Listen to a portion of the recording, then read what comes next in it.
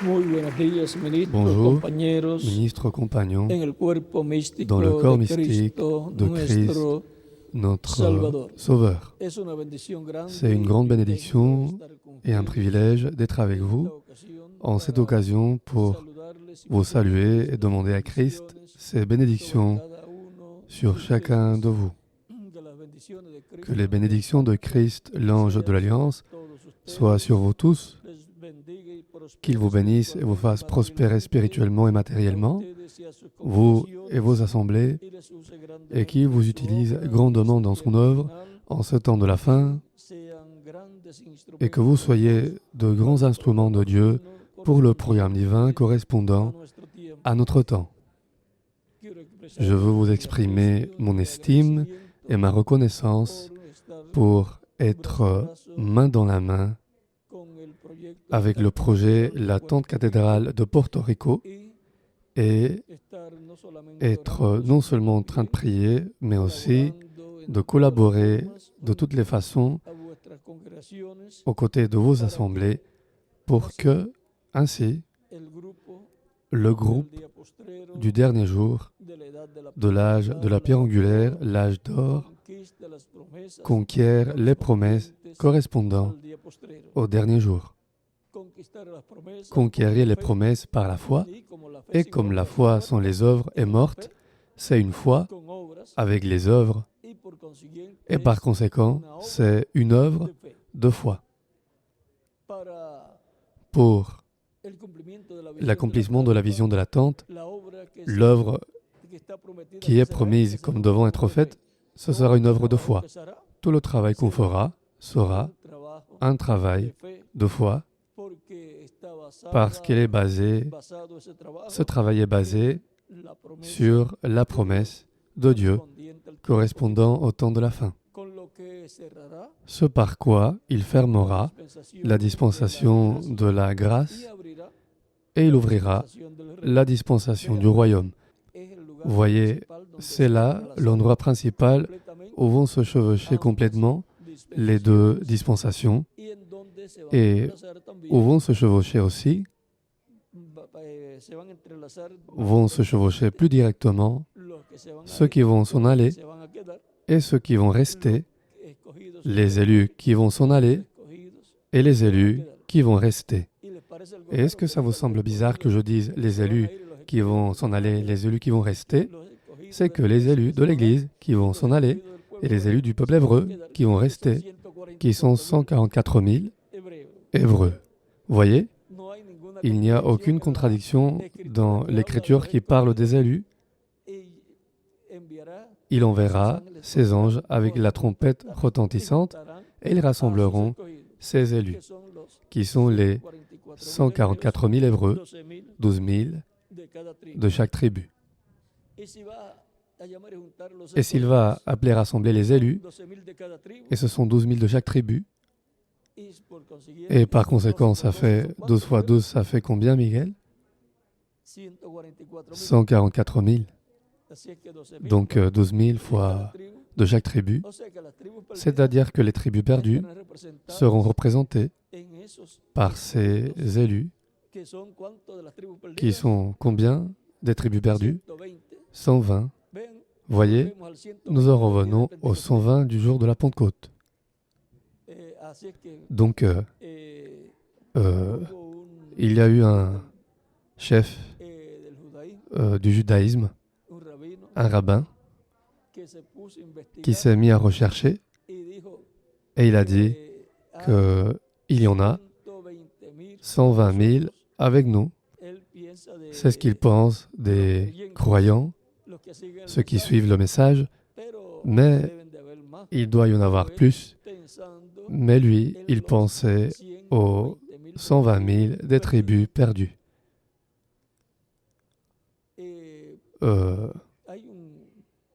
Il y a quelque chose qui se passe parmi les Juifs et parmi les rabbins, et au fur et à mesure que le temps passe, alors vous allez voir que on dirait qu'ils se réveillent et on dirait que leurs yeux s'ouvrent et quelque chose alors est en train d'arriver, mais rappelez-vous que tout ce qui va arriver ce sera le même cas de Jacob qui a aussi reflété ce qui va arriver au peuple hébreu en ce temps de la fin, où Ésaü là-bas, voyez, représente aussi, il a une représentation d'un autre peuple dont Jacob a peur, parce que il a voulu détruire Jacob. Et maintenant, nous n'allons pas trop en expliquer, mais si vous cherchez à la page 151, 351 et 358 et 359 du livre des âges et des sceaux en espagnol, et aussi la 400. Si vous l'avez par là, je vous en lirai un petit peu seulement. Le reste, Hugo a toujours ces livres, et notamment il a celui que j'utilise, qui se termine à la page 484, le livre des sceaux en espagnol, et l'autre qui se termine à la page 433, 433 des âges en espagnol. Voyons dans lequel des deux ça se trouve.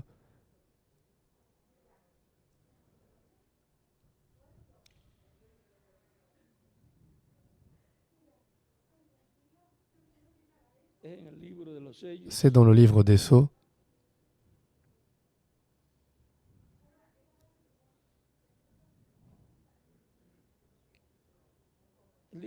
Le livre des sceaux dit: seulement nous voyons là qu'Israël, dans ce temps de détresse, alors qu'il était Jacob, page 419 en français, il a lutté avec le là.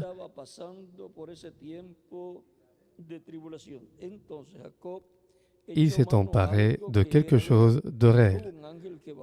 Un homme est venu, Jacob l'a entouré de ses bras, et il n'a pas bougé de là. Et l'homme a dit: je dois partir maintenant. L'aurore se lève. Oh, cette aurore! Voyez, le jour allait se lever. Et ce sera quel jour? Le 7e jour millénaire. Comme millénaire. Et le 7e jour dispensationnel. La 7e dispensation. Ce sont les jours prophétiques qui sont promis comme devant être vus par le peuple de Dieu. Le dernier jour, qui est le 7e millénaire, vous voyez, pour les Juifs, il n'a pas encore commencé, d'après leur calendrier. Mais Jacob a dit: je ne te lâcherai pas. Tu ne peux pas partir. Je vais rester accroché à toi. Vous voyez, je veux que ça change ici. Je veux que ça change ici. Ça, ce sont les 144 000, cette bande de tributeurs d'argent et tout. Au moment où ils verront la chose véritable, la chose authentique, ce dont il faut s'emparer, Moïse sera là et Élie sera là. Amen. C'est alors qu'ils lutteront avec Dieu jusqu'à ce que 144 000 des tribus d'Israël aient été appelés à sortir là-bas.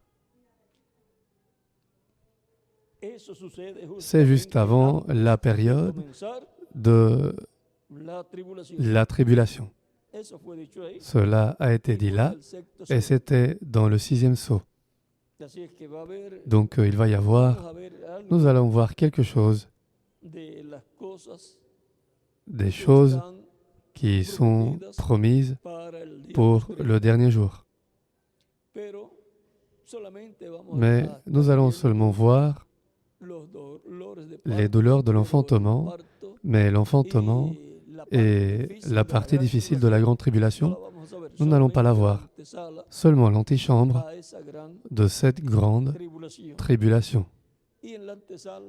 Et dans l'antichambre de la grande tribulation, alors, cette tente cathédrale sera déjà debout et elle va être une grande aide et une grande bénédiction pour des millions d'êtres humains.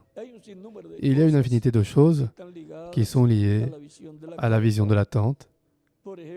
Par exemple, la foi pour l'enlèvement ou la foi de l'enlèvement pour être transformée en levée, le mystère et l'ouverture du septième sceau, les coupes et les fléaux, la prédication, la révélation des fléaux, les coupes, les fléaux, les trompettes.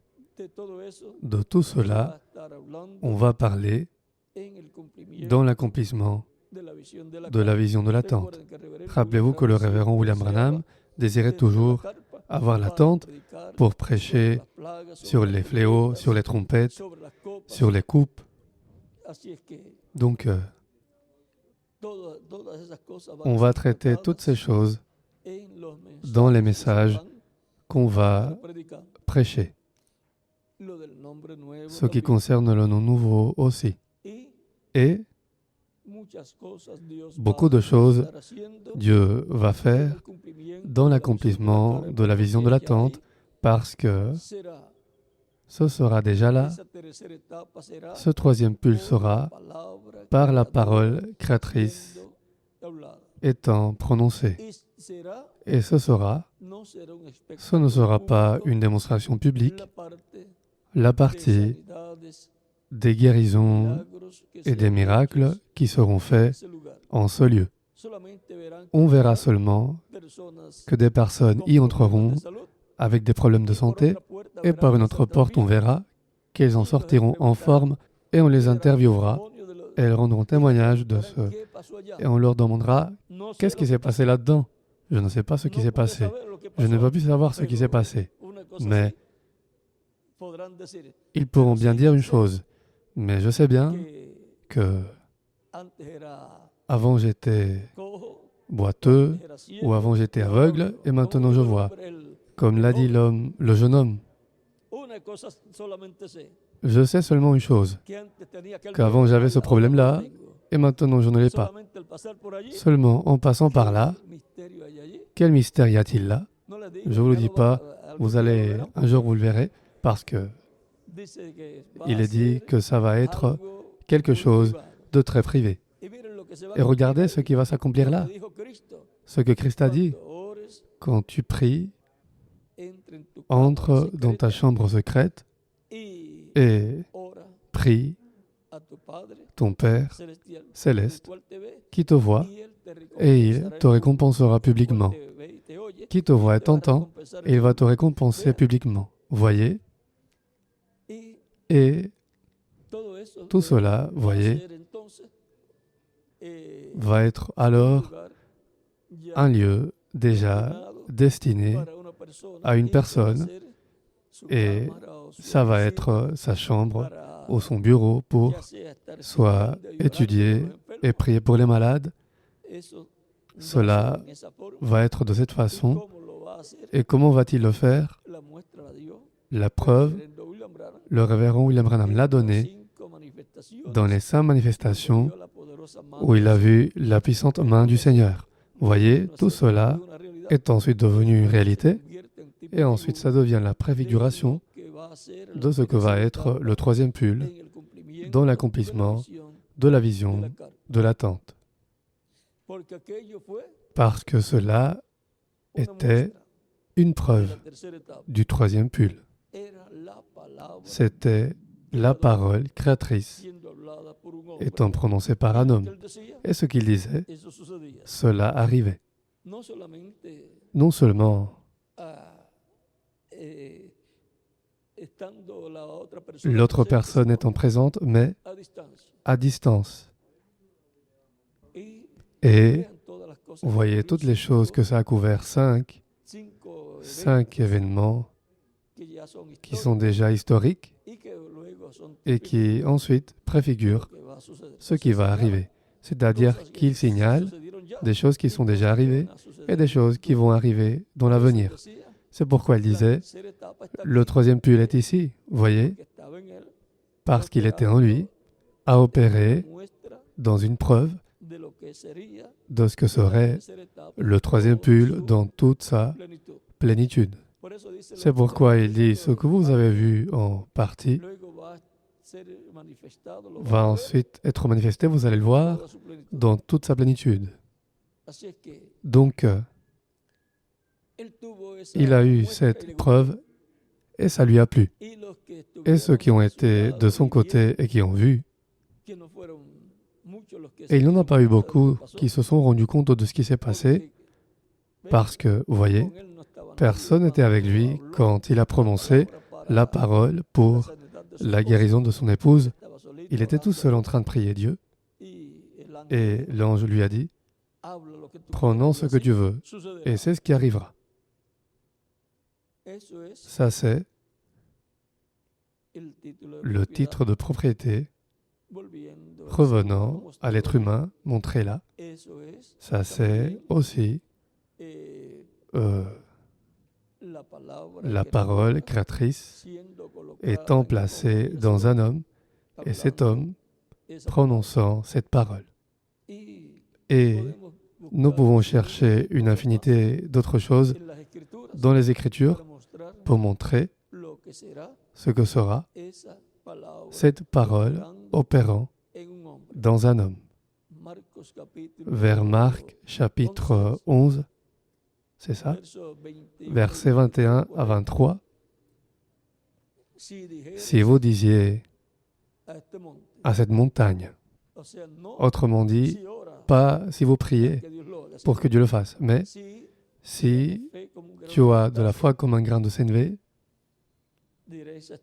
vous direz à cette montagne, transporte-toi d'ici là, et elle se transportera. Rien ne vous sera impossible. C'était le passage que le révérend William Branham ne comprenait pas, et il ne voulait jamais prêcher de ce passage parce qu'il ne le comprenait pas, comment c'était un homme qui dirait et les choses arriveraient. Et alors, ça lui a été montré dans la création d'écureuils, où l'ange lui dit, prononce la parole, dis-le, il va apparaître. L'écureuil va apparaître là où tu diras. Vous voyez, là, il s'agit de la parole déjà incarnée dans un homme, de la parole mise déjà dans la bouche d'un homme. Et ce que cet homme dira, c'est ce qui va arriver. Tout cela lié à la vision de l'attente et à son accomplissement. Mais ça ne va pas être une démonstration publique, lui dit l'ange. Et ça, c'est pour qu'il n'y ait pas d'imitation, parce que il y a beaucoup de personnes dans le monde religieux, dans le christianisme, dans le judaïsme et dans toutes les autres religions qui essaieront toujours de faire certains miracles et s'ils voient comment les choses arrivent, ils essaieront d'imiter. Ou s'ils le savent d'avance, ils essaieront de le devancer et quand ce qui est réel viendra, alors les gens diront « ça c'est la même chose qu'un tel ou un tel est en train de faire ». Mais le révérend William Branham dit « il n'y aura aucune imitation de ceci, parce que le diable ne sait pas ce que c'est. Par conséquent, nous espérons travailler en faveur du projet qui nous mènera à l'achèvement du programme de Dieu sur cette terre et il nous aidera à avoir la foi pour l'enlèvement, tous ceux qui vont être transformés et emmenés avec Christ au souper des noces de l'agneau. C'est-à-dire que tout ce que Dieu va faire, accomplir, est lié au troisième pull et par conséquent à la vision de l'attente.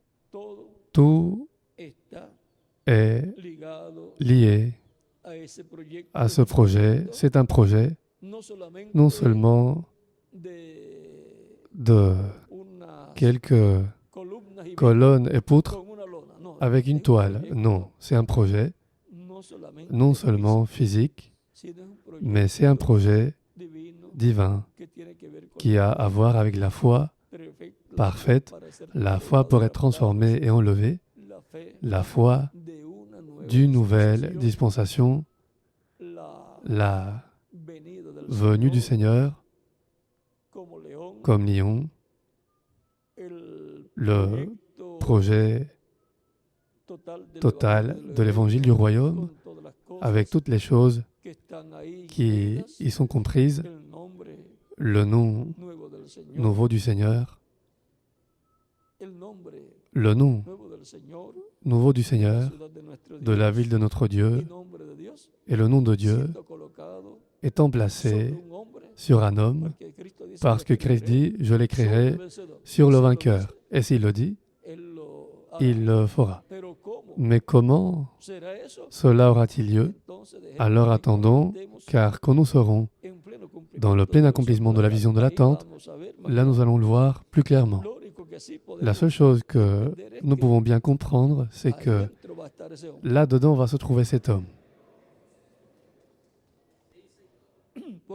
Parce que le révérend William Branham, quand il a eu la vision de l'attente, après l'ange lui dit, « Te souviens-tu du nom que tu cherchais quand tu as eu la vision ?» C'est-à-dire qu'il y a un nom là, très important dans le programme divin. Et de même, l'ange dit beaucoup de choses au révérend William Branham liées à la vision de l'attente. L'ange le savait. Par conséquent, voyez, l'ange a été là et a vu. C'est l'ange qui a emporté Frère Branham. Par conséquent, l'ange le sait. Cet ange sait tout ce qui est lié à la vision de l'attente et c'est lui qui lui a donné la vision de l'attente. Par conséquent, lui, il sera là. Il aura à voir avec tout le projet aussi de la vision de l'attente.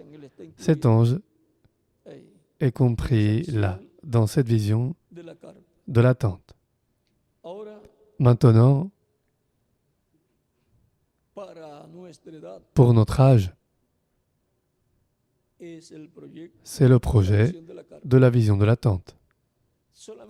Seulement par élimination, nous savons que c'est pour notre temps, parce que ce n'était ni pour le premier, deuxième, troisième, quatrième, cinquième, ni septième âge. Même pas pour cette brèche qu'il y a eu entre le septième âge et l'âge de la pierre angulaire, où le révérend William Branham a aussi été là, parce qu'il a été dans le septième âge, et ensuite, il a été à cette brèche entre le septième âge et l'âge de la pierre angulaire. À cette brèche, il a essayé de faire une réalité de la vision de l'attente, et ça ne lui a pas non plus été permis, parce que c'est pour l'âge de la pierre angulaire. Peut-être que beaucoup de personnes qui connaissent le message du révérend William Branham, mais qui n'ont pas lu que dans le message du révérend William Branham, il y a la promesse d'un âge de pierre angulaire. Elles peuvent dire, cela, c'est une invention de Miguel et de William. Mais quand nous révisons l'Écriture et les messages du révérend William Branham, alors vous pouvez comprendre que c'était une promesse divine donnée par Dieu à travers le révérend William Branham. Et ça concorde avec toute l'Écriture. S'il y a une pierre angulaire qui est Christ, il doit y avoir un âge de pierre angulaire. Et il y en a eu un, il y a 2000 ans, l'âge de la pierre angulaire de la première venue de Christ. Et il doit y en avoir un en ce temps de la fin, l'âge de la pierre angulaire de la seconde venue de Christ. Et s'il y a eu un précurseur pour la première venue, il doit venir un précurseur pour la seconde venue. Et tous savent qui était le précurseur de la seconde venue. Et par conséquent, il doit y avoir un peuple qui reçoive tout le projet qui correspond à ce qui a été précursé. Toutes les choses qui ont été dites comme devant arriver à la venue du Seigneur, le révérend William Branham en a été le précurseur. Il les a précursés, il en a parlé. Il a parlé de Moïse, du ministère de Moïse, il a parlé du ministère d'Élie. Il précurse. Il a parlé d'une grande tente. Et est-ce qu'il y a l'un des ministères qui a utilisé une tente? Bien sûr, Moïse. Un tabernacle. Et même tout le peuple utilisait des tentes. C'est-à-dire que c'était un âge, l'âge de Moïse, le temps de Moïse, étant un messager dispensationnel, c'était un temps de tente. Une tente pour Dieu et une tente pour chaque famille. Tout cela aussi devient une préfiguration du règne millénaire pour le 7e millénaire, qui est le temps où va s'accomplir la fête des cabanes, c'est-à-dire la fête des tentes. Et il n'y a rien qui résiste plus. Un temps de grand tremblement de terre qu'une tente, parce qu'elle est flexible. Donc, tout va concourir au bien. Et c'est Dieu qui est en train de diriger toutes choses. J'apprécie et je vous remercie pour tout ce que vous êtes en train de faire. Et je demande à Christ de vous bénir, vous et vos assemblées,